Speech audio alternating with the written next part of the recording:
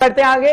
बात वादे के मुताबिक सरहद के उस पार की करेंगे। रूस यूक्रेन के बीच युद्ध लगातार जारी है। बड़ी खबर आपको बता रहे हैं, इस वक्त 31 दिन हो गए हैं और चेरनोबिल के पास लावित शहर में रूसी सैनिक घुस गए हैं। यह कहा जाता है कि हवाई फायरिंग की जा रही है। स्लाउतिक शहर है जिसमें कहा जा रहा है कि हवाई फायरिंग अभी भी हो रही है। जब हम आपको खबर बता रहे हैं, चेरनोबिल के पास ये शहर है और रूसी सैनिक इस वक्त ताबड़तोड़ फायरिंग कर रहे हैं। यह भी कहा जाता है कि यूक्रेन अमेरिका के बीच 2+2 की वार्ता हुई है कि आगे आने वाले समय में क्या किया जाए, क्योंकि यूक्रेन लगातार कह रहा है कि रशिया जो इस वक्त बम बरसाने का काम कर रहा है, हम चाहते हैं कि युद्ध रुक जाए, हम चाहते हैं कि बातचीत के पटल पर इस वक्त रूस आए। फिलहाल अनुपम तिवारी साहब हमारे साथ जुड़ रहे हैं, रक्षा विशेषज्ञ, तमाम जानकारी उनसे लेने की कोशिश करते हैं। अनुपम जी, बहुत बहुत शुक्रिया एक बार फिर गुलिस्तान न्यूज पर अपना समय देने के लिए, बहुत बहुत आभार। आप आते हैं, अच्छा लगता है। अनुपम तिवारी साहब, क्या कहेंगे?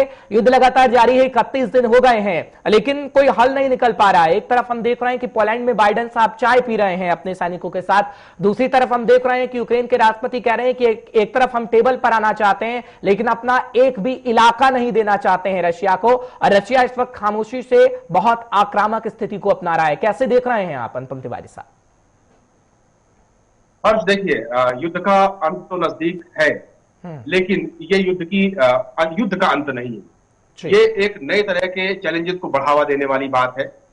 प्रेसिडेंट पुतिन जिस तरह से कार्रवाइयां करते जा रहे हैं, जिस तरह से अपने एग्रेशन को अलग अलग तमाम जगहों पर, यूक्रेन के शहरों पर ही नहीं बाकी तमाम अन्य मोर्चों पर दिखाने की कोशिश कर रहे हैं, वो पूरी दुनिया के लिए अब चैलेंज बनता जा रहा है। आप देखें, आज ही के दिन ऐसी सूचनाएं आई हैं कि नॉर्थ अटलांटिक में उन्होंने कुछ अपनी सबमरीन को, न्यूक्लियर पावर्ड सबमरीन को उतार दिया है।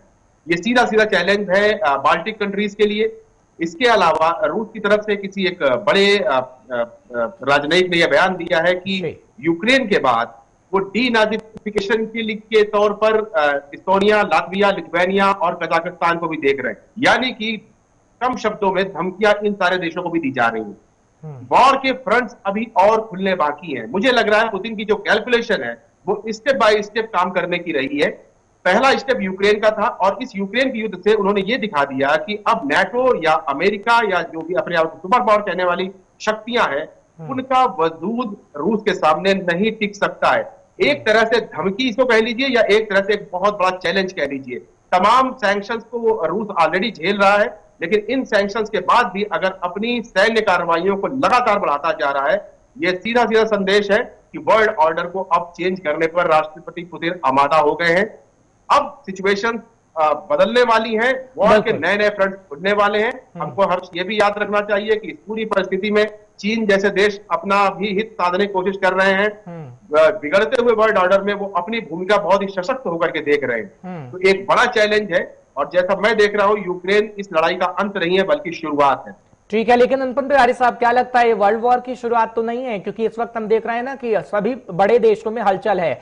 अमेरिका इस वक्त रशिया को जवाब देना चाहता है, चीन अमेरिका को जवाब देना चाहता है, और हम देख रहे हैं कि कोरिया में इस वक्त क्या हो रहा है, बैलिस्टिक मिसाइल का जिस तरीके से परीक्षण वो कर रहा है। दूसरी तरफ ताइवान का जिक्र करें तो ताइवान पर चीन कब्जा करने की कोशिश लगातार कर रहा है। तो जो सिनेरियो बन रहा है, क्या आपको लगता है रक्षा विशेषज्ञ होने के नाते कि हाँ, हम देख रहे हैं कि तृतीय विश्व युद्ध की ओर हम लोग बढ़ रहे हैं या फिर नहीं?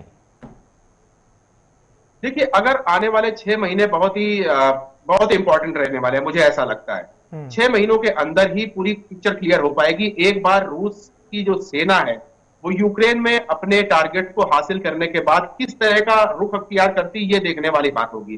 और देखिए, यूक्रेन को तो बर्बाद किया जा चुका है, लुहांस्क और दोनेत्स्क को आजाद करवाया जा चुका है जैसा कि रूस कह रहा है।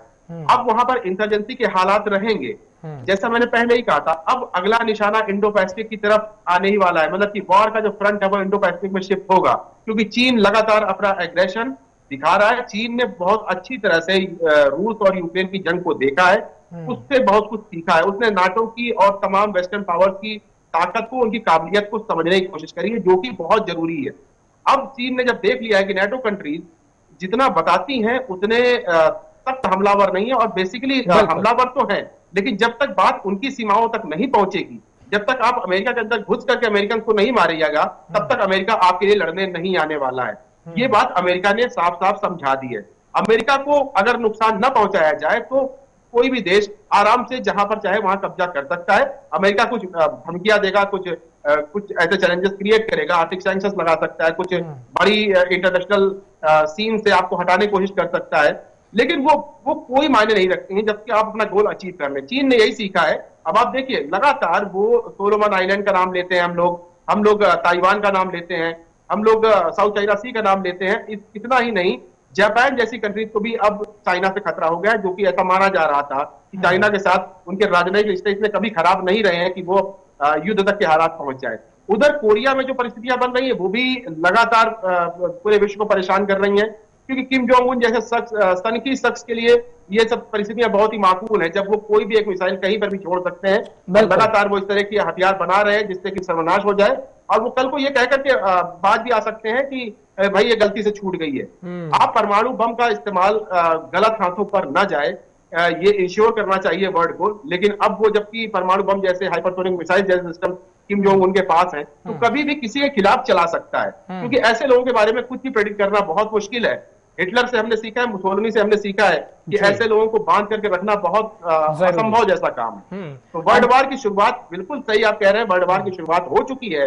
अब धीरे धीरे पिक्चर क्लियर होना बाकी है, कौन किस खेमे से कैसे लड़ाई लड़ेगा ये देखने वाली बात। ठीक है, एक और सवाल अनुपम तिवारी साहब, क्योंकि चीन को लेकर इस वक्त चर्चा जोरों पर है जिस तरीके से आप भी कह रहे हैं, लेकिन आगे आने वाले समय में सिनेरियो क्या अमेरिका और चीन का बन रहा है? क्योंकि चीन के अगर विदेश मंत्री साहब को हम देखें, क्योंकि अभी से ये तैयारी की जा रही है, हर देश के अंदर जा रहे हैं, वो पाकिस्तान हो, भारत हो, और अभी जो चीन समझने की कोशिश कर रहा है, 2050 की प्लानिंग जो कर रहा है, अभी जो सिनेरियो बन रहा है वो हम देख रहे हैं कि रशिया, अमेरिका, चीन का है, लेकिन आगे आने वाले समय में सिर्फ अमेरिका और चीन का रह जाएगा, जब टकराव की स्थिति भी बन सकती है।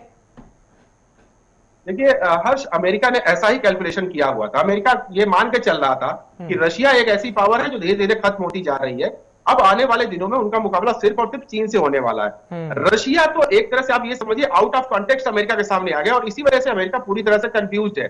अमेरिका समझ नहीं पा रहा है कि उसको पहले रशिया कंटेन करना चाहिए या अपनी उसी प्लानिंग में चलना चाहिए कि चीन उभरती हुई महाशक्ति है और आने वाले दिनों में अमेरिका के साथ उसकी चैलेंजिंग सिचुएशन होनी लाजमी है। वो ऐसा होना ही है मानकर चल रहे थे।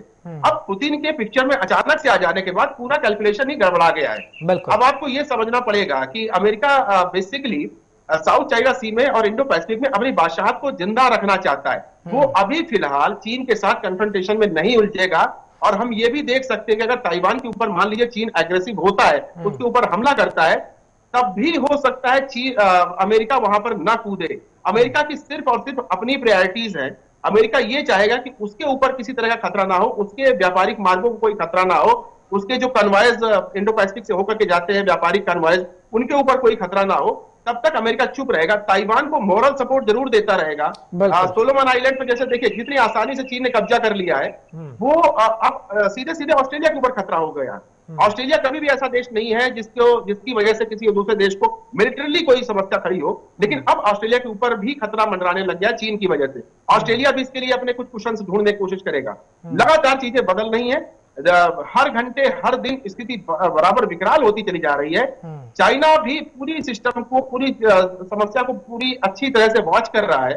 वो सही समय आने पर सही कदम उठाने में विश्वास रखने वाला नेशन है, और अभी आप देखिएगा वो अपने हित के लिए हो सकता है आने वाले दिनों में ताइवान के ऊपर कुछ बड़ा रुख तैयार करे, फिलीपींस के ऊपर रुख तैयार कर सकते हैं। वो तमाम ऐसे आइलैंड जिसका उन्होंने धीरे धीरे करके जिनको डेवलप किया हुआ है, उनको मिलिट्री बेस बना करके साउथ चाइना सी में अमेरिका की सारी बादशाहत को तोड़ देने की कोशिश करेगा।